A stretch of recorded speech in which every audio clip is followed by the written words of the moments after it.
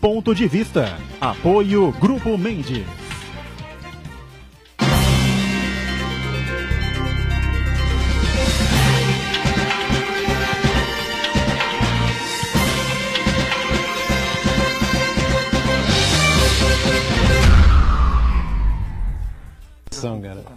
Olá, estamos começando aqui mais um Ponto de Vista. Você sempre acompanhando a gente, conferindo conosco aqui na Santa Cecília TV, neste horário do almoço, né, 1h30 da tarde, tradição da discussão política, não é, do debate aprofundado dos temas que estão sempre na pauta aqui da cidade, não é, da nossa região metropolitana, educação, meio ambiente, saúde, justiça, não é, direitos de cada um de nós, né, segurança pública, enfim, temas diversos e, claro, os assuntos importantes, não é, claro, a nível nacional também. Lembrando que de segunda a sexta você acompanha também aqui com a gente a reprise do Ponto de Vista, sempre a partir das 20 horas, 8 da noite.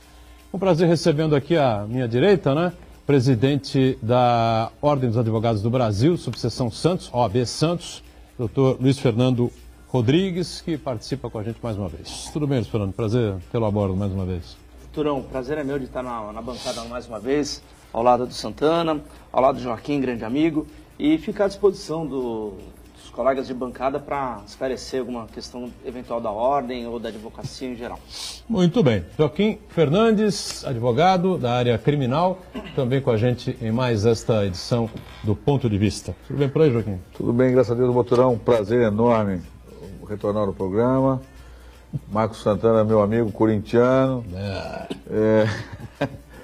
E é o meu colega de turma e meu presidente na Ordem dos Advogados do Brasil, na subseção de Santos, Luiz Fernando Afonso Rodrigues.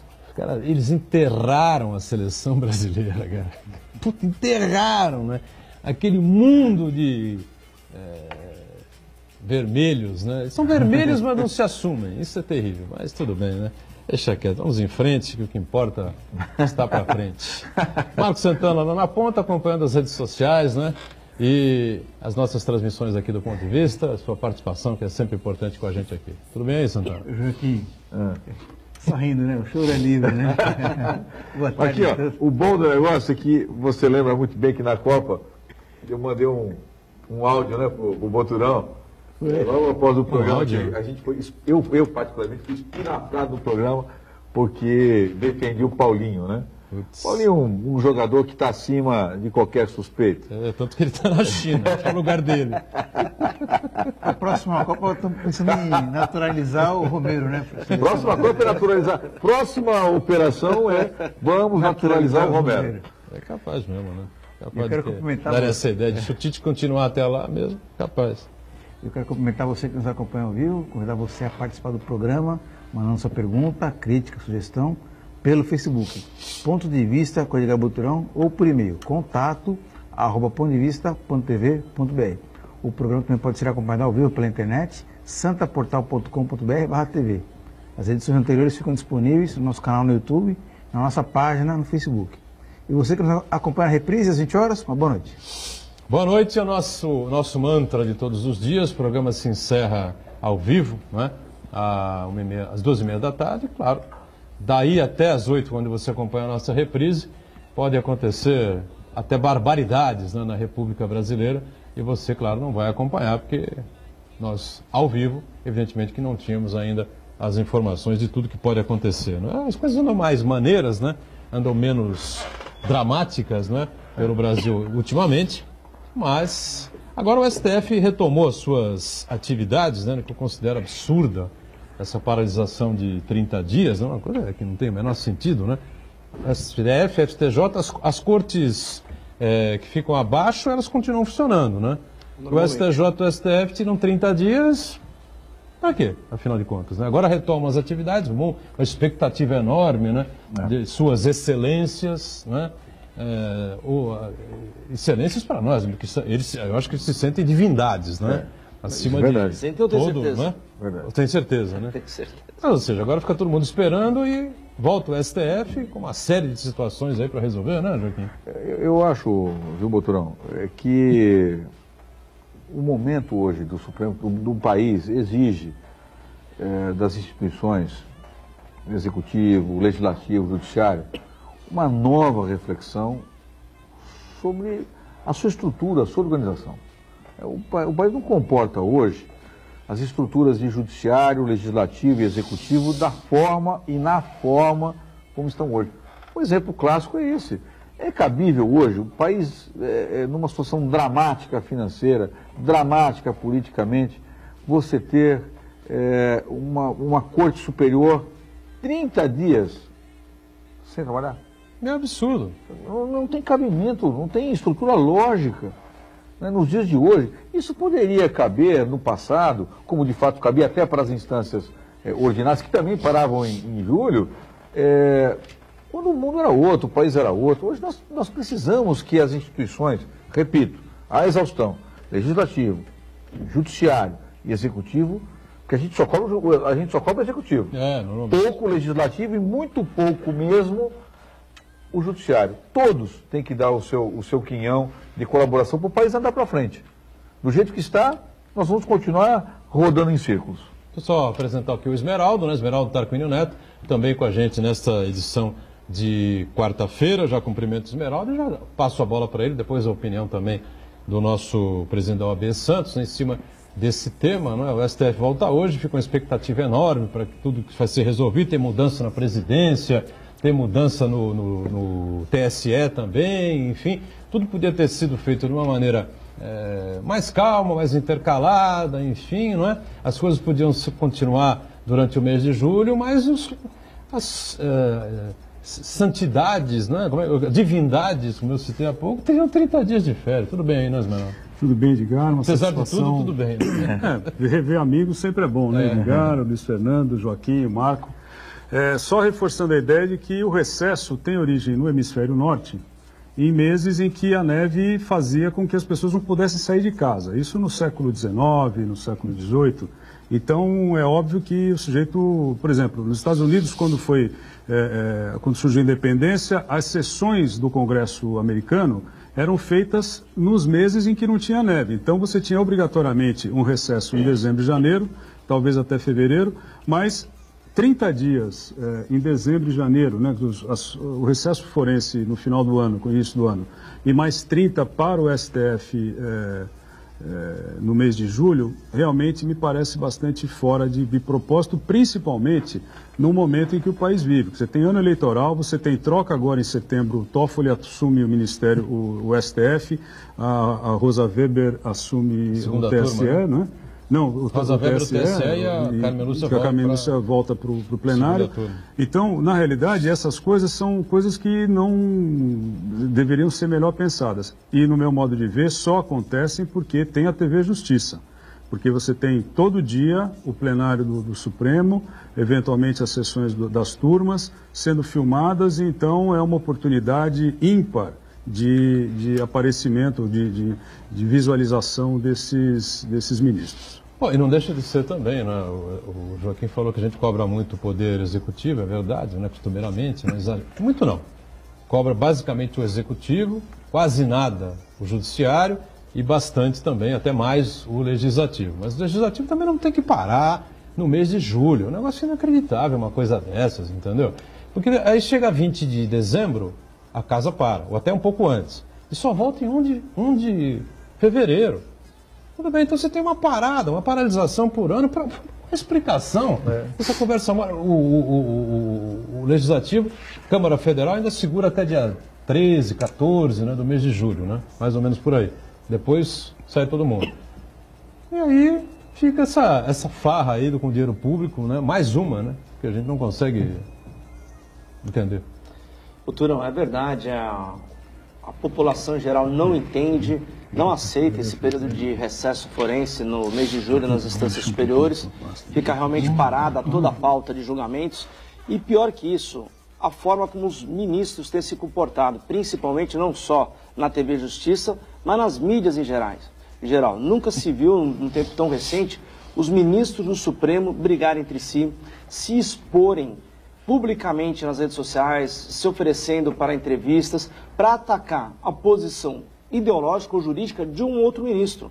Isso gera ainda mais um clima de acirramento entre as posições, tanto políticas como teses jurídicas, e que não é bom para o país. O país vive uma polarização, o país já vive uma cicatriz ainda não curada de um impeachment recente, uma questão política ainda em voga, que ainda não cicatrizou. Temos ainda decisões polêmicas do Supremo Tribunal Federal que levaram as pessoas à prisão em segunda instância sem o trânsito julgado. Então, tudo que o Supremo Tribunal precisa nesse momento é arrefecer os ânimos, é sair da mídia e voltar para os processos. É isso que a gente pede. E já que eles descansaram, já ficaram um mês de férias aí, de recesso, que eles voltem para o tribunal, que eles julguem as causas com discernimento, porque eles são a última palavra.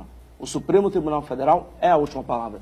Talvez nós tivéssemos que repensar a fórmula de como é eleito o ministro do Supremo, que me parece até hoje uma certa ingerência, uma certa influência ainda da Constituição Imperialista, que nós tivemos a primeira Constituição Imperialista, em que o imperador nomeou um poder moderador. Quem era o poder moderador para evitar os conflitos entre a sociedade, entre o poder legislativo, para se proteger? Ele elegeu o poder judiciário. Então, quem ele nomeava? Nomeava, lógico, os amigos da corte. Mas me parece que isso, passados os anos, viramos uma república e hoje ainda, quem são eleitos como ministros supremos?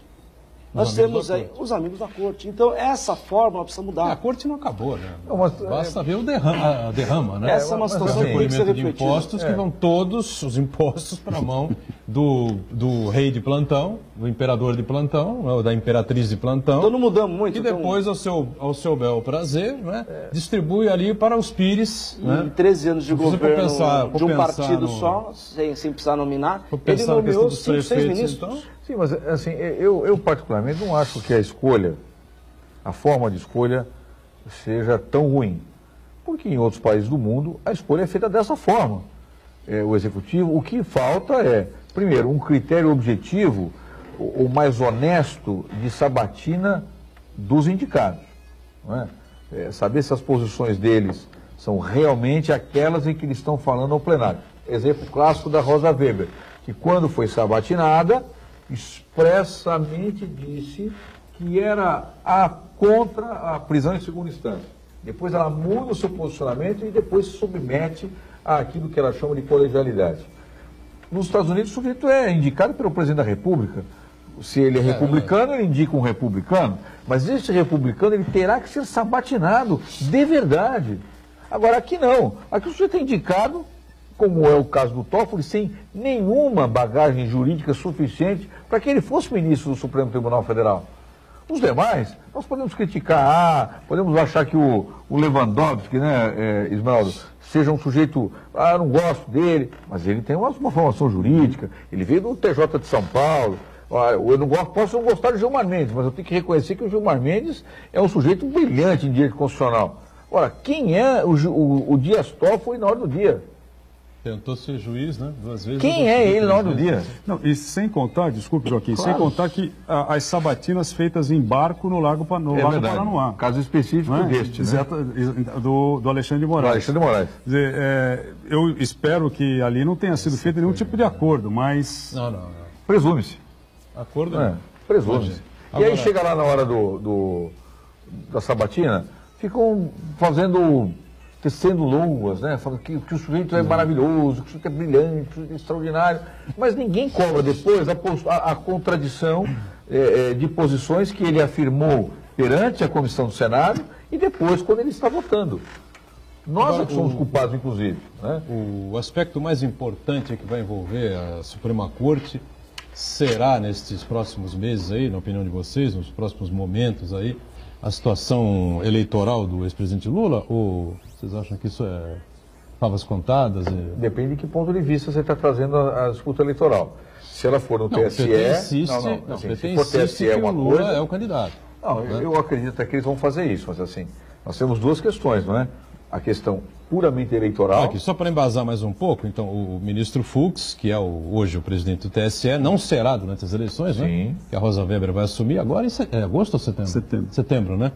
E ele disse que negou um pedido, uma tentativa que foi feita para que se antecipasse a inelegibilidade do Lula. Então, que o TSE já determinasse de antemão, antes da tentativa de registro, né, por conta do PT da candidatura, que ele é inelegível. Até aí, com a minha ignorância jurídica, eu até acho que ele tem razão, né? Em aguardar. Você pode falar hipoteticamente, no caso hipotético, tem que ser realmente registrada a chapa do Luiz Inácio Lula da Silva para que ele possa ser alvo de impugnação. Enquanto ele não é candidato oficialmente, está só nos rumores, está só mais na imprensa do que no papel, mas a partir do momento que ele registrar uma chapa, aí qualquer outro partido pode, ou até de ofício, o TSE impugnar a candidatura do ex-presidente Lula. O que eu acho sempre nesse negócio da legislação eleitoral e algumas legislações, leis do Brasil, é o seguinte: o negócio é feito para não funcionar. Né? Porque assim, o cara está condenado. Não é verdade? Eu tenho que esperar ele registrar a chapa para dizer o óbvio. Quando, na verdade, o óbvio já está dito. Depois cabe recurso. Né? Não, então cabe recurso, aí ficam discutindo, aí você vai ter o você vai parar, pelo que tudo indica, no STF, né? Sim. Aí você vai ter a possibilidade do cara se candidatar, fazer campanha, às vésperas trocar. Aliás, foi dito é a estratégia que o PT com bastante antecedência, o Merrana trouxe essa questão aqui nesse programa, com muita antecedência. E aí, no último minuto, vão trocar. Quer dizer, a legislação favorece os ajustes, os pequenos ajustes, esses ajustes de canto, de esquina. E aí nós ficamos nessa, sempre esperando que alguém, um ministro, o Supremo Tribunal Federal, vai dizer alguma coisa. Então é realmente complexo para mim entender que o sujeito que não pode estar pronto para o pleito, possa estar pronto para o pleito. Quer dizer, um negócio para mim inconcebível. Num mundo civilizado, seria inconcebível. Mas é um fato também que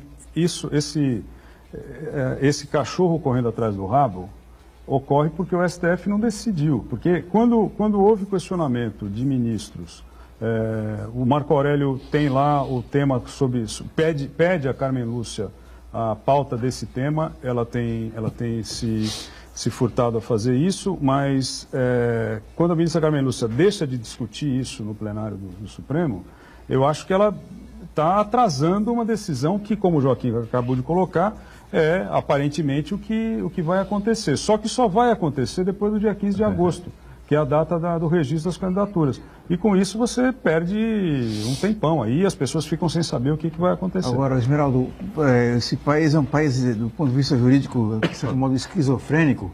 Um exemplo disso aconteceu no sábado, no Rio de Janeiro, quando teve um grande show em defesa da liberdade do presidente Lula. Reuniu mais, acho que 30 mil pessoas, alguma coisa assim. Participação do Gilberto Gil, Chico Buarque, vários artistas.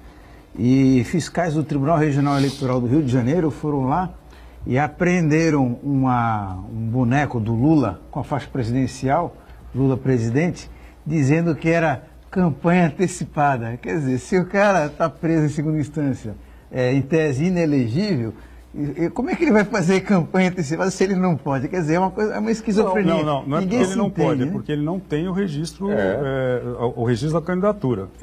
Porque nenhum candidato pode fazer. Ele não tem o registro, mas ele pela lei da ficha limpa, ele não pode ser. Mas é porque ninguém... É uma esquizofrenia. Exatamente o que eu falei. Todo mundo sabe que ele pode ser candidato, mas ele vai ser. Então, se ele vai ser, participa das pesquisas, convenções. Tá. Obviamente, ele, em tese, é um pré-candidato. E tem outra coisa. Na abertura do programa eleitoral da Globo News, o Central das Eleições, não é isso? Isso. A Miriam Leitão, na segunda-feira, o entrevistado foi Álvaro Dias. Ontem foi Marina Silva. Nos dois programas, ela diz o seguinte... o Álvaro Dias, depois teremos Marina Silva, Ciro Gomes, que vai hoje, quarta-feira, amanhã o Bolsonaro e na sexta-feira Geraldo Alckmin. Aí ela diz o seguinte: o ex-presidente Luiz Inácio Lula da Silva, candidato pelo PT, não participará desse programa, enfim, porque a polícia, a justiça não permite que ele seja entrevistado. É isso que ela fala. Tem cabimento ela dizer isso? Ou seja, ele está encarcerado, até porque ele é preso. Se ele foi preso corretamente, se o processo é correto, se ele vai ser absolvido, se ele pode... Isso é um outro problema. Mas isso, evidentemente, veja bem, isso não é da cabeça da Miriam Leitão. Não é? A organização, não é? A direção de jornalismo da Globo News, não é? Da própria Globo, o jurídico, né, do Grupo Globo, evidentemente que pediu para que fosse feita uma nota para que ela lesse em toda a abertura do Central das Eleições, e ela está fazendo isso. Agora, veja, é uma confusão. Mas que isso faz muito completamente, sentido. Completamente. Isso faz muito sentido. Se você lembrar que há cerca de 20 dias houve aquele imbróglio jurídico no TRF4 com um plantão. A decisão do habeas corpus em favor do ex-presidente Lula é exatamente nos moldes da proposição que você coloca, perdão, que o Marcos coloca, que é o seguinte, corrigindo, que é o que a Miriam Leitão fala. Olha, eu tenho que avisar que o senhor presidente está preso, etc., não pode participar. Por quê? A decisão daquele desembargador era nesse sentido, de que ele, uma vez candidato, poderia e deveria ter as mesmas condições de campanha que os demais. Por isso que ele concedia a ordem de habeas corpus. Porque semanas antes já havia sido impedido de ser entrevistado e participar de um programa de eleições da Folha de São Paulo. Né? Agora, se a Justiça eventualmente permitisse, não é, a Globo News deslocar 8 jornalistas, mais a Miriam Leitão, 9, toda a equipe para dentro da sala da suíte presidencial da Polícia Federal, porque dizer que o Lula está preso, desculpe, eu não estou lá para ver, não gosto de prejulgar coisa nenhuma, mas dizer que o Lula está preso, para mim é uma brincadeira, uma piada e uma coisa. Até já discuti esse tema aqui várias vezes, né? Se é uma prisão política, se não é, até acho que é, realmente. Eu acho que as coisas foram aceleradas demais, enfim, né? Para tirá-lo do jogo e tal. Não que ele não tenha culpa no cartório, né? Porque eu acho que as provas estão aí e são irrefutáveis, mas que tocaram o pé no acelerador para colocá-lo fora do jogo, colocaram. Agora também, por outro lado, dizer que ele está preso é uma gozação, né? Um break, voltamos daqui a pouquinho aqui com o Ponto de Vista. Já, já.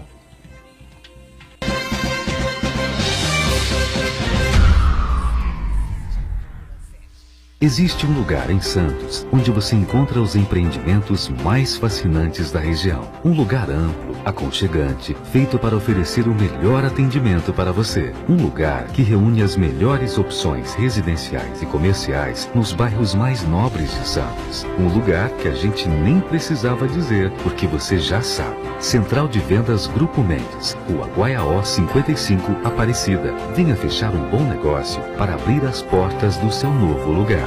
Santa Cecília TV no canal 52.1 HD. Se você ainda está com dificuldade de sintonizar a Santa Cecília TV em alta definição pelo sinal digital, você precisa escanear os canais da sua TV através da autoprogramação no seu controle remoto. É bem simples e você sintoniza os nossos programas com qualidade digital de imagem e som sem pagar nada por isso. Santa Cecília TV 52.1. Escaneie e sintonize a maior programação regional da sua TV em alta definição. A sua música.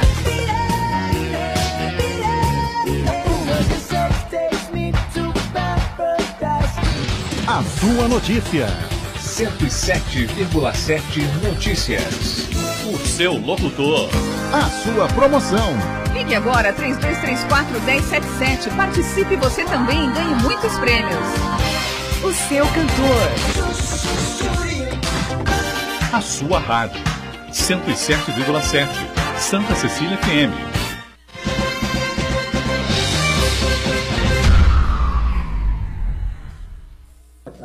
De volta à sequência do Ponto de Vista com o Joaquim Fernandes, advogado, Esmeraldo, coach, né, comentarista, todos antenados com a política, né, com os assuntos importantes do país. Aqui o nosso Luiz Fernando Rodrigues, presidente da OAB Seccional Santos. Marcos Santana, atento aí às redes sociais. Eu queria destacar uma questão bastante importante, né? Ontem, aos 96 anos, né, faleceu o jurista Hélio Bicudo, né? Foi deputado federal, se não me engano, 2 mandatos, né, Esmeralda? Acho que 2 mandatos do Hélio Bicudo, foi vice-prefeito de São Paulo e tem na sua trajetória uma marca muito importante, a combatividade, né, ao famoso Esquadrão da Morte, né, que o pessoal mais recente aí destemido, não tem memória alguma, né? Mas os caras saíram na rua para matar nego mesmo, entendeu? Se era bandido, se não era bandido, entendeu? Tiver perto, vai embora mesmo e acabou, né? E tinha o comandante, não é, geral da polícia na época, o temido Sérgio Paranhos Fleury, Exatamente. que era o responsável aí por essa situação toda. Eu até acho que provar, não é, por A mais B, acho que nunca chegou a ser verdadeiramente provado essa questão do Esquadrão da Morte. Mas Não, foi a júri, enfim, né? Se Foi me permite, provado mesmo? foi. Existe um livro do Percival de Souza brilhante sobre o delegado Fleury.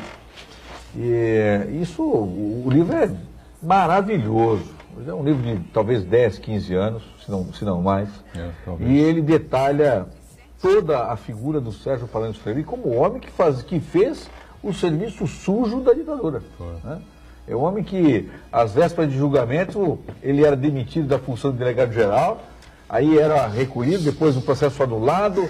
A lei Fleury, aliás, da liberdade provisória, é uma homenagem a ele. Né?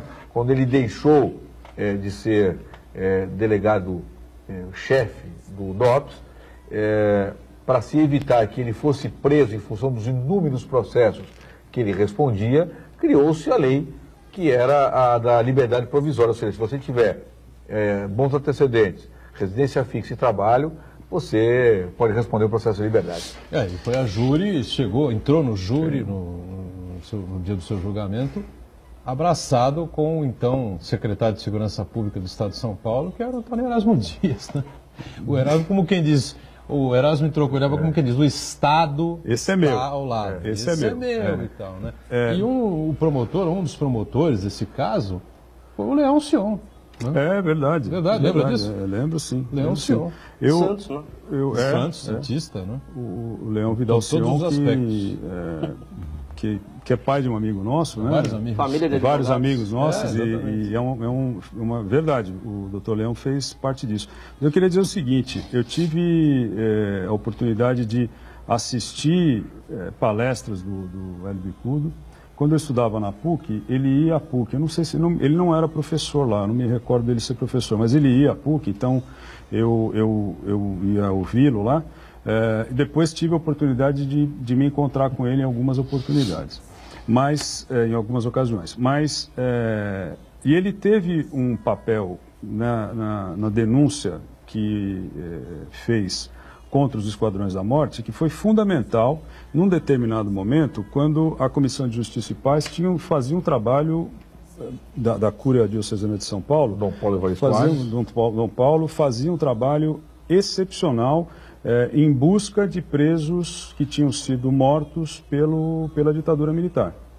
Então, realmente, ele teve um papel muito importante. E eu não questiono o fato dele ter sido subscritor do pedido de impedimento da Dilma. Isso é uma coisa que é uma decisão dele e tal. O que não se pode... Ele saiu do PT já há muito tempo. Não, mas independentemente disso, não estaria no PT, não faria isso estando no PT, é claro. Mas independentemente disso, Edgar, as pessoas precisam respeitar quem morre, porque a história dela não morre junto com ela. Que não. Então, um fato que pode ser questionado por um ou outro aspecto não pode ser contrário a toda uma história e toda uma história importante que ele desenvolveu no decorrer da vida dele.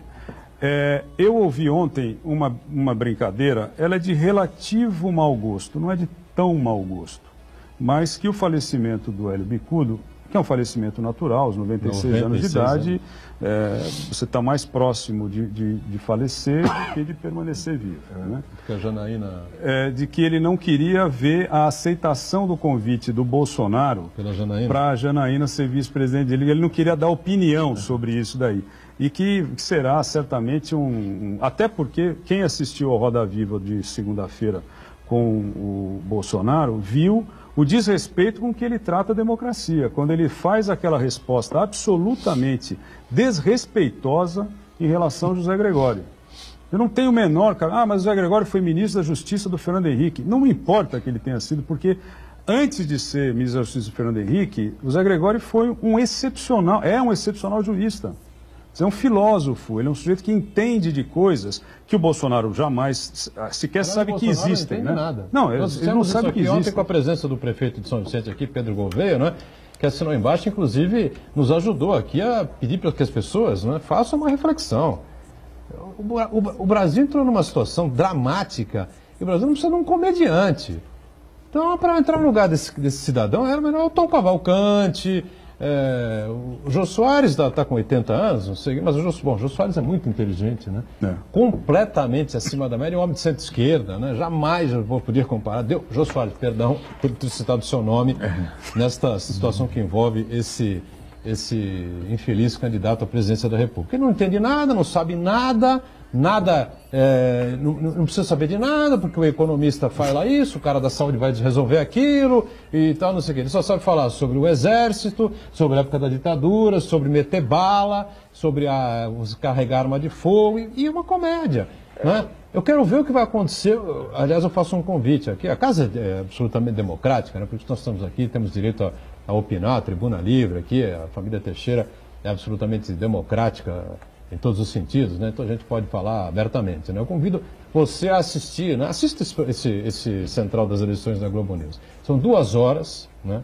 Eu quero ver como é que ele vai se portar perante aquele time. Já foi ridículo o que aconteceu no Roda Viva. Eu não sei o que vai acontecer nesse programa com esse cidadão, Bolsonaro. Eu não sou um bolsonarista. Eu não sou um bolsonarista. Longe de ser. Mas convenhamos, juntemos todos os candidatos. Todos. Incluindo aquele que você gosta demais. Todos.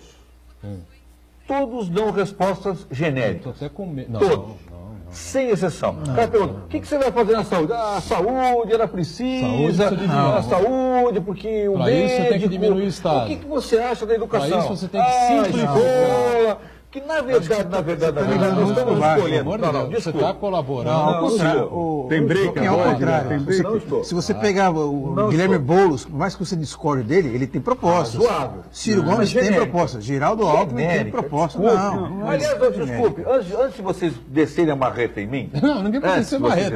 Eu quero que você colabore com o Ciro. Nós estamos há mais de 20 anos, ou 30 anos, desde a redemocratização. Nós estamos ouvindo os caras contar história toda hora, porque a lei, a educação vai ser assim, a alimentação vai ser assim, a saúde vai ser assim, e nada sai do mesmo lugar com as mesmas pessoas. Então vamos tocar fogo no barraco, explodir tudo e botar um débil mental na presidência? O cara que não entende nada, que reconhece que não sabe nada, só sabe dar tiro. O povo que coloca Dilma Rousseff e Aécio Neves, os mais votados no Senado em Minas Gerais, isso aqui é o quê? Não, o Aécio já não é mais candidato. Vai estar lá. Na última CNT Censo está lá. Aécio Neves. Não, ele não é o candidato. Aqui parece que ele não vai ser. Sai deputado. Mas na última. Está anunciado. Não sai deputado. O que eu acho, assim. Antes que me marrete, tá, Esmeraldo? Joaquim, eu jamais farei isso com você, jamais. Jamais, sob hipótese alguma. Nós respeitamos a sua idade. Não, até porque essa mesa aqui é uma mesa, em todas as vezes que eu vi... bom nível. Exatamente. Fazemos força para fazer um programa elegante. Exato. Não dá, mas... tem... elegante, mas ele me deu uma alfinetada gigantesca. Eu poderia parar aqui depois dessa, mas não, deixa... Ontem eu até extrapolei aqui, dizendo o seguinte, né? Precisa ser muito burro. Eu até vou retirar isso que eu disse de ontem, espero que as pessoas me perdoem, enfim, né? Para você, numa região metropolitana, com tantos problemas, com tantas dificuldades, não é uma região que sofre para voltar a crescer economicamente, enfim. Você tem lá, no Palácio dos Bandeirantes, um governador da região, sentado na cadeira, que vai se recandidatar. E ficam aqui algumas pessoas aí colocando defeito no Márcio, criticando o Márcio, que o Márcio isso, que o Márcio aquilo, pelo amor de Deus, né? Mas, Esmeraldo, por favor. Então, Edgar e Joaquim, Luiz Fernando, Marco, e telespectador aqui do ponto de vista, o Bolsonaro, realmente, eu tinha decidido uma coisa, eu tinha uma dúvida, na realidade eu ainda tenho uma dúvida, em quem é que eu vou votar para presidente. Acompanho você. Eu só não tenho dúvida em quem eu não vou votar para presidente, que é exatamente ele. Eu tive e foi curioso porque realmente parecia um programa quase humorístico mesmo. Mas era humorístico. Porque prendeu a minha atenção de tal maneira na segunda-feira que eu ficava assim, pô, Ricardo Lessa, por que você vai fazer intervalo? Não faz intervalo, deixa de seguir, porque está indo bem, né? Então, esse cidadão faz, vou lembrar de duas coisas. Esse cidadão faz três. Um, que é o casamento dele com o Paulo Guedes, que é o economista, que é o ideólogo dele. Então, se esse sujeito infartar amanhã, acabou a economia do país sob a presidência dele. A moça da Thaís Veja, Oyama fez essa pergunta, fez a pergunta corretamente. A segunda coisa foi quando ele disse o absurdo de que o problema da mortalidade infantil está relativo aos partos prematuros. Meu Deus do céu, como é que um cidadão maior de idade, militar, pode falar uma asneira dessa? Porque eu não sei aonde foi que ele colheu esse dado e para gerar essa argumentação. A candidatura, Esmeralda, desse cidadão, ela, além de tudo, ela joga as Forças Armadas brasileiras, o Exército brasileiro, exatamente. Na lama. É verdade, porque ele faz com que o Exército, com que as Forças Armadas pareçam estar misturadas com um monte de Forças Armadas. Com um monte de bobagem que ele fala. Completamente despreparado, que começou a dizer um monte de besteira, aquilo pegou no momento em que a segurança pública realmente era um clamor nacional, é verdade, o problema é muito grave, muito sério, só que ele não tem uma proposta. Uma proposta. Eu pergunto para você, mas depois eu queria complementar, eu pergunto para você o seguinte, quando ele é do Rio de Janeiro, ele é de Campinas, nasceu aqui em São Paulo, mas mora no Rio, fez a vida política, militar e política dele no Rio. Então, o que é que ele, desde 91, quando ele se elegeu vereador, ou quando ele assumiu o cargo de vereador, o que é que ele fez, meio mandato de vereador e 7 mandatos de deputado federal, o que ele fez? As proposituras que ele teve em relação à segurança pública do estado dele, nenhuma. E agora, a coisa mais estúpida, porque foi sem dúvida uma das coisas mais estúpidas que eu ouvi na minha vida, eu estudo isso, eu leio sobre isso, eu sei do que eu estou falando. De maneira geral, eu sei das coisas sobre as quais eu falo, mas desta eu sei mais do que todas. Ele dizer que os portugueses não pisaram na África foi a coisa mais antissensacional que eu já ouvi na minha vida. Angola era o quê? Não, Angola, Moçambique, Cabo Verde, Guiné. Não tem o menor cabimento. E eu quero dizer o seguinte, Edgar. Assim, é uma vergonha isso. Ele pode até dizer que os portugueses não foram. É uma estupidez. É uma desonestidade intelectual. Agora, pior do que isso é desconhecer que uma das 3 ou 4 maiores fortunas da sua época era de um brasileiro, filho de escrava e pai português, chamado Francisco Félix de Souza, que era o maior traficante de escravos do mundo à época. Esse cara era a 3ª ou 4ª maior fortuna de todo o mundo naquele período dele. Então, esse sujeito, ele deshistoria, ele desconstrói o pouco de história que nós temos, porque nós temos só 500 anos de história, então ele desconstrói isso, porque ele acha que ele pode. Disseram para ele que ele deve ter sido ungido por Deus, por algum Deus, ele deve ter sido ungido e aí ele pode falar qualquer coisa. Não pode, não. A gente não pode continuar batendo nisso aí, porque quanto mais se fala, mais cresce. A massa sobe. Butrão, eu acho que o mais preocupante disso tudo aí que o Esmeraldo relacionou, que você também reforçou, o nível intelectual do Jair Bolsonaro, mais preocupante de tudo é a adesão que ele tem, por enquanto, que vem sendo indicada nas pesquisas, né? Eu acho que isso é muito preocupante, porque eu acho que quem indica voto no Jair Bolsonaro nesse momento pode se dividir em 2 grupos. Um é um grupo que eu acredito que seja muito pequeno, menor, que é realmente o pessoal muito reacionário de ultradireita, que é contra homossexuais, contra negro, que tem que atirar, a polícia tem que atirar primeiro e perguntar depois. Então eu acho que, ainda assim, eu acho que essa parcela é uma parcela pequena da população brasileira, que é muito reacionária, né? Que beira ao fascismo.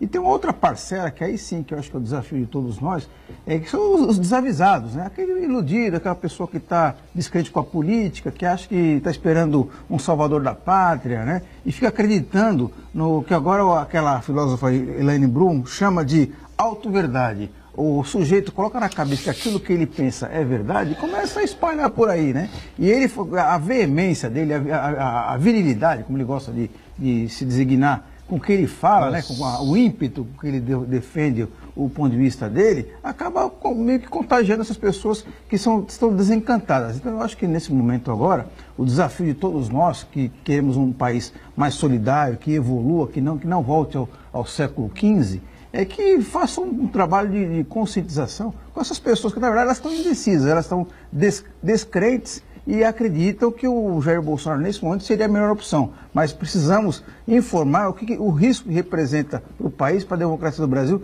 para as instituições do Brasil, para o futuro do Brasil, uma eventual presidência do Jair Bolsonaro. Eu peço desculpas ao telespectador, porque nós começamos o bloco falando de um ícone jurídico, não é? De um homem que fez um enfrentamento. Não é brincadeira, não. É verdade. O Hélio Bicudo, ele era um advogado, foi para cima do Esquadrão da Morte. No momento, franzino, baixinho, franzino, não é? Foi para cima do Esquadrão da Morte, levou o Esquadrão da Morte a júri, o Fleury a júri, não é? E praticamente deu fim. Acabou com o Esquadrão. Deu fim, vai me lembrar outra da ditadura também, que está aí até hoje dando entrevistas, como consultor da economia, enfim, né? E era o rei da inflação. Mas o Hélio Bicudo levou o Paranhos Fleury a júri, né?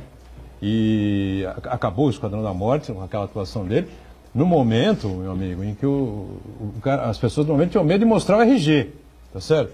Vai que confunde Joaquim com João, cana, e daí para onde vai parar? Depois foi em cama, mas foi o Joaquim, não era o Joaquim era amigo, mas não, tá constante, mas ele foi, sobrou aqui, ó. A blusa azul do Joaquim sobrou. O Joaquim já foi, entendeu? Era assim, as coisas aconteciam dessa maneira.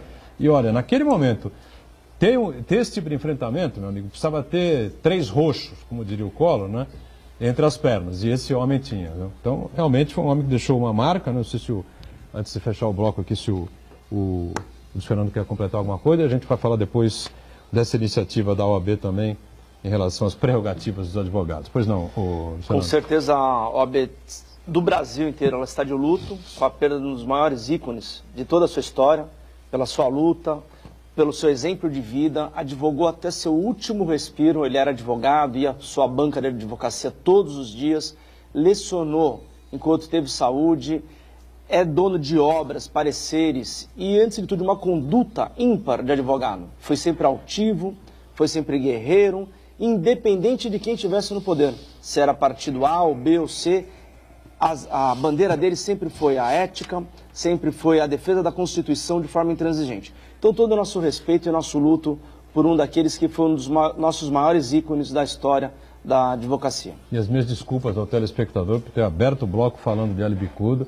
e no meio do caminho a conversa ter baixado lamentavelmente de nível para esse candidato aí do PSL. No intervalo voltamos já. Atacado? Atacado. Jamais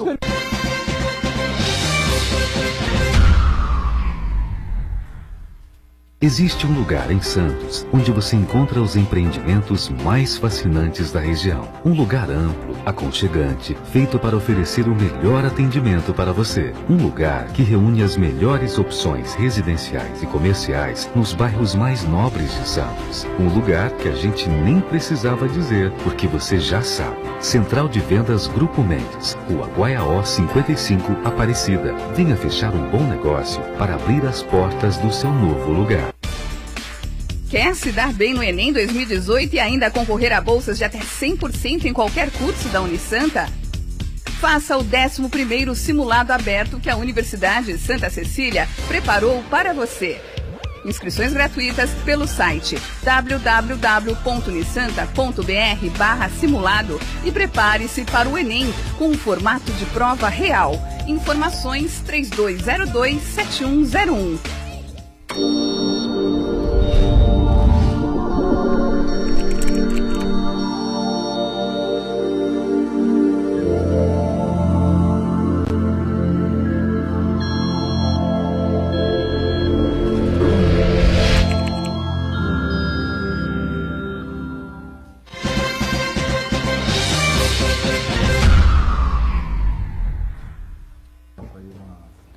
Muito bem, voltamos aqui à sequência do ponto de vista, né? E aqui com o presidente da OAB seccional de Santos e A OAB, claro, sempre em defesa dos advogados. Tivemos aí recentemente um evento aqui na cidade, né? O presidente nacional, o presidente estadual, enfim. E a OAB está aí com as prerrogativas, defendendo as prerrogativas dos advogados. Para quem não sabe do que nós estamos falando, o que significa isso? Doutor, prerrogativas são direitos que o advogado tem para exercer o seu mônus público em favor do cliente, em favor do cidadão que está sendo acusado. Ele precisa ter garantias constitucionais e garantias dentro do estatuto para bem exercer a sua profissão, sempre em prol da ampla defesa do contraditório. Como, por exemplo, ter acesso a autos, mesmo com sigilo, desde que com a procuração do advogado, ter seu escritório protegido contra a violação às suas mensagens, troca de conversas com o cliente, até por Facebook, por internet, suas comunicações com o cliente por telefone, conversar reservadamente com o cliente sem qualquer interferência do Poder Judiciário, da autoridade policial. Enfim, são vários direitos que munem a profissão de prerrogativas para que ele possa bem atender o seu cliente, aquele cidadão que está sendo acusado de alguma infração, algum ilícito e que merece todo o respeito, merece todas as garantias constitucionais à ampla defesa, ao devido processo legal e ao contraditório. Então, essas prerrogativas foram discutidas na subseção de Santos numa caravana inédita. O Conselho Federal trouxe à cidade de Santos a 21ª Caravana Nacional das Prerrogativas. E pudemos traçar 3 eixos de preocupação extremamente grave que ocorre não só na cidade de Santos, infelizmente já ocorreu na cidade de Santos, ocorre em algumas situações também, mas ocorre no estado de São Paulo e no Brasil inteiro. Primeira situação de alerta vermelho para a cidadania, para o Estado Democrático de Direito. São os fatos que vêm ocorrendo contra os advogados. Advogados sendo assassinados dentro do seu escritório. Advogados trabalhistas. O último que foi assassinado era um advogado trabalhista de um reclamante que ingressou com uma ação contra... No estado, não? Foi no estado de São Paulo, na São José do Rio Pardo, se não me falha a memória, no interior de São Paulo. Porque ele entrou com uma ação trabalhista em prol de um reclamante, a empresa foi condenada e o dono da empresa determinou, contratou capangas para matar esse advogado no seu escritório. Então já é o segundo caso que ocorre nesse ano no estado de São Paulo. Em Santos, infelizmente, já tivemos a história de um advogado criminalista famoso, que é o Dr. Walter de Carvalho, assassinado dentro do seu escritório. Isso é uma ofensa às garantias mais elementares da cidadania, do Estado Democrático de Direito. Então isso acendeu a luz vermelha para a democracia nesse país quando se confunde o advogado com o réu. É extremamente perigoso essa misturança. Pública também, né? E ele prerrogativas, porque a partir do momento que o advogado não tem a independência, a coragem de poder atuar na defesa de quem quer que seja, o Estado Democrático de Direito está comprometido, a defesa do cliente está comprometida, porque a partir do momento que eu tenho um canhão, um revólver na ponta da minha cabeça, eu não tenho a liberdade de escrever. E nós, advogados, nunca recuamos, mesmo na ditadura militar. Enfrentamos a ditadura militar pedindo habeas corpus, mesmo quando o habeas corpus foi revogado, insistimos com a petição requerendo e até sob as penas de uma perseguição. Muitos advogados nessa época foram presos, foram torturados por conta do seu exercício profissional. Não podemos voltar a um tempo obscuro da nossa nação. Então essa é uma situação alarmante que ocorre no Brasil inteiro, advogados sendo confundidos com o réu e assassinados nos seus próprios escritórios no exercício da sua profissão. Segundo problema muito grave que vem ocorrendo na advocacia é a questão do acesso à nossa casa, à nossa segunda casa, que é o fórum. Quer queiram os juízes ou não, nós trabalhamos junto com os promotores, com os magistrados e com os serventuários da justiça nos fóruns. Nós temos o direito de ingressar a qualquer momento dentro do fórum. A essa revista que nós estamos sendo submetidos é um assinte, é uma vergonha, porque passa por aquele detector de metais estagiários de direito, estagiários do fórum que sequer passaram no concurso público, bastando mostrar para aquele cidadão que fica na porta, que é uma empresa terceirizada, o seu crachá de funcionário. Enquanto nós, advogados, que prestamos o exame da ordem dos advogados, passamos numa prova dificílima, mostramos a carteira de advogado e mesmo assim nossos objetos são colocados ao lado, temos que tirar celular, chaves, moedas, relógio do bolso, até aliança, para poder ingressar no fórum. Tudo isso? Isso é uma vergonha, é um assinte. E já foi reclamado, é um problema que ocorre no Brasil inteiro. Reclamamos para o diretor do fórum, Carlos Sampaio, que deu uma melhorada. Depois reclamamos para o diretor do fórum, Dr. Joel Birilo. melhorou, mas voltou novamente. Estamos novamente com essa problemática. É um sistema que ocorre abuso, mas não é só em Santos. Enquanto for em Santos e existir em Santos, a OAB Santos estará junto com a advocacia, pleiteando na Corregedoria, pleiteando no Conselho Nacional de Justiça, para que isso seja modificado. Exigimos respeito. Hoje, o problema maior se encontra no Fórum Cível de Santos. O Fórum Estadual, o Fórum Principal, onde tem as varas criminais, ele amenizou o problema. Mas dentro do Fórum Cível, ainda há reclamação dos advogados. Ontem mesmo recebi uma ligação de um colega que é uma pessoa extremamente calma e que teve que passar por toda a revista, e ele me ligou indignado, e ele está com toda a razão. E esse inconformismo não é só dele, não é só meu, é da Advocacia Santista por inteiro, é da Advocacia do Estado de São Paulo e do Brasil. O fórum é nossa casa também. Essa é a segunda questão do eixo do que foi discutido dentro das prerrogativas. A terceira questão que nos causa perplexidade é a forma como vem ocorrendo as conciliações no Sejusc, sem a presença de um advogado. Diversas pessoas estão fazendo acordos prejudiciais a si porque não tiveram acesso a uma orientação jurídica decente e independente. No Sejusc. Várias pessoas vão ao escritório dos advogados reclamar de acordos, porque não sabiam que eram definitivos, que tinham força de sentença com trânsito em julgado. Isso é uma vergonha. Sejusc, Boturão, para as pessoas entenderem, é um órgão que foi criado dentro do Poder Judiciário do Estado de São Paulo e de outros estados para tentar uma conciliação entre as partes. E quando ele é da fase pré-processual, é pior ainda, porque não teve advogado antes para poder orientar aquela parte que às vezes abre mão de direitos e de questões relevantes como de direito de família, modificação de guarda. Já chegou denúncias na OAB de questões que estão ocorrendo e que aviltam o cidadão, aviltam o jurisdicionado. Por isso que a OAB São Paulo e a OAB Brasil, juntamente com a OAB Santos, está encampando uma campanha para que todo o Sejusc seja munido de advogados para poder orientar as pessoas, no mínimo antes de fazer um acordo. Porque depois que fez o acordo, a questão de modificar aquela situação homologada é muito delicada, é muito difícil. Porque há de ser proposta uma ação anulatória por vício do consentimento, o que gera uma perplexidade maior à causa, que antes era uma questão simples de disputa de guarda, de cobrança de uma indenização, enfim. Esses três eixos, Boturão, foram tratados e são situações que ocorrem, infelizmente, em Santos, no estado de São Paulo e no Brasil. Levamos esse reclamo ao Conselho Nacional de Prerrogativas, ao Procurador Nacional de Prerrogativas, que, juntamente com o Conselho Federal, proporá ação dentro de ação direta de inconstitucionalidade e reclamação perante o Conselho Nacional de Justiça.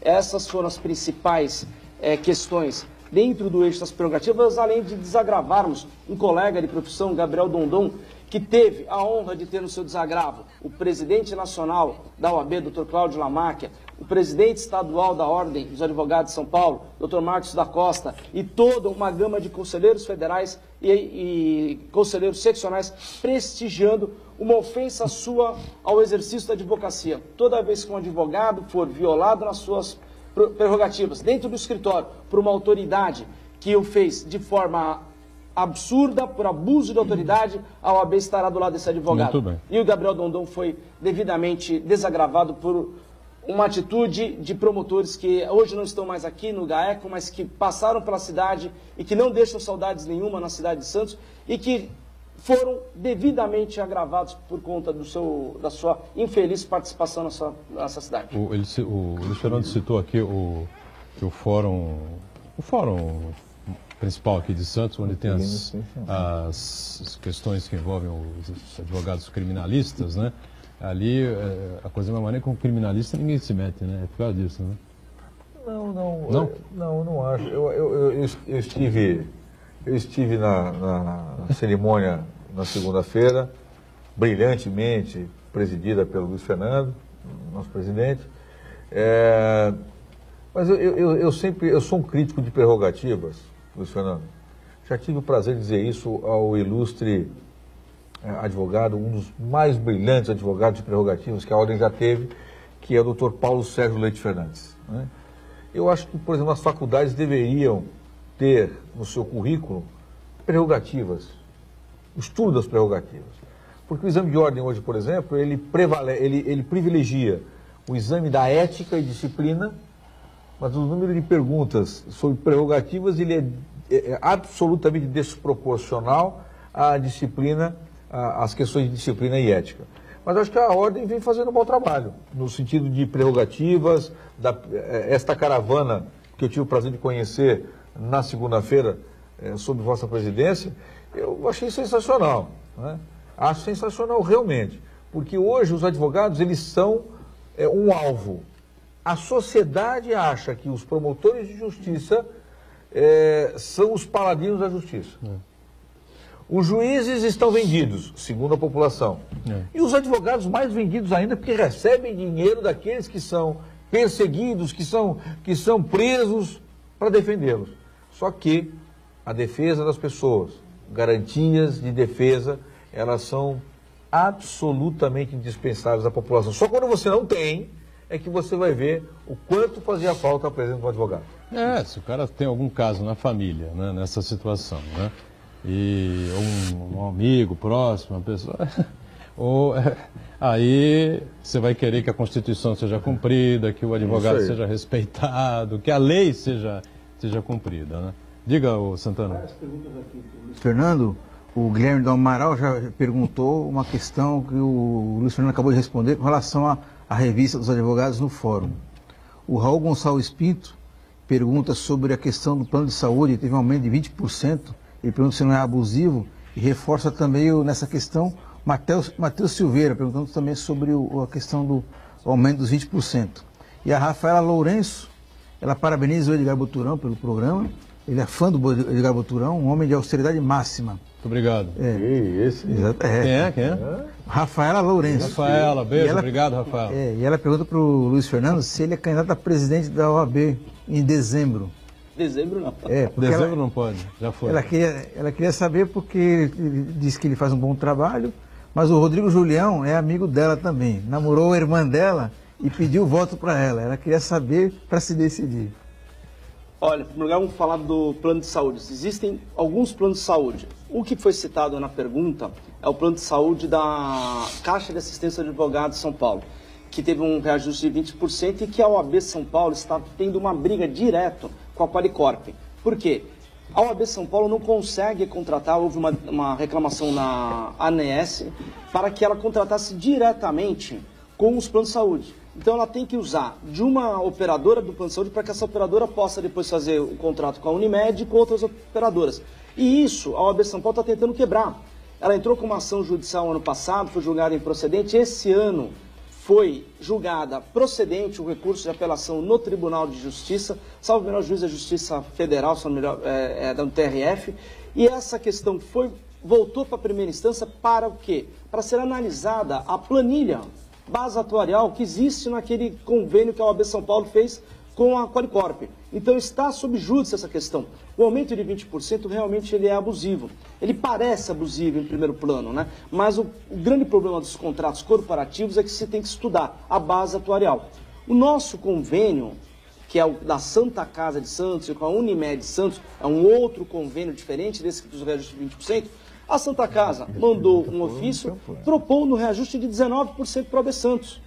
A OAB Santos discutiu, a OAB Santos foi em 3 ou 4 reuniões na Santa Casa, falamos no consistório, falamos com o provedor da Santa Casa, falamos com o presidente do plano de saúde da Santa Casa, são entidades que auxiliam ao plano de saúde da Santa Casa, e conseguimos reduzir o reajuste, que seria de 20% segundo a base atuarial que eles nos apresentam, só que nós não temos o acesso completo a ela, mas pelos nomes das pessoas que são filiadas e pelas internações que essas pessoas têm, pelas operações que tiveram recentemente, pelos remédios que elas tomam, nós sabemos que são, em tese, procedentes alguns pedidos de reajuste. Porque existem muitos advogados antigos no nosso plano, que nós não podemos deixar para trás, não podemos voltar as costas para o advogado antigo, até porque nós vamos ficar antigos também. E os novos vão tornando esse plano mais saudável. Essa é a única certeza que temos, né? Exato. E aí esse reajuste nós conseguimos negociar para 11%. Mas dizer que estamos satisfeitos, não estamos. Para mim, o reajuste zero seria melhor. Mas não é a realidade do nosso plano, não é o que é possível. O que for possível foi uma redução de 18%, 19% para 11%. Mas nós, da diretoria, não ficamos somente nessa tratativa. Nós, além de tentarmos melhorar o plano de saúde da Santa Casa, com diversas situações de oferecimento de novos serviços, estamos abrindo, hoje mesmo, com uma operadora aqui na local de Santos, a Blue Med, que é associada à Unimed, e com outra operadora que não me recordo agora o nome, outras possibilidades de planos mais baratos para que o advogado tenha pelo menos a opção de escolher entre dentro do portfólio que a OAB tem, entre o Unimed Santos, entre agora o que nós vamos fechar, Blue Med, entre a Santa Casa e outros que tiverem. Se o advogado conseguir um plano mais em conta fora da OAB, boa, nós estamos aqui para ajudar. Mas se o preço do nosso plano não for compatível com o mercado, eu tenho certeza que é o mais barato, mas se mesmo assim não for, o advogado tem a opção de largar o plano. Muito bem, agradeço muito aqui ao Luiz Fernando, esclarecimentos importantes aqui em relação à atuação da OAB Nacional e a Seccional Santos. Obrigado também sempre o Joaquim colaborando de maneira importante com a gente, como o Esmeraldo também, o Santana diariamente com a gente. E lembrando, estamos sempre juntos de segunda a sexta, o programa é ao vivo, 1h30 da tarde, a reprise aqui na Santa Cecília TV às 8 da noite. Obrigado, gente.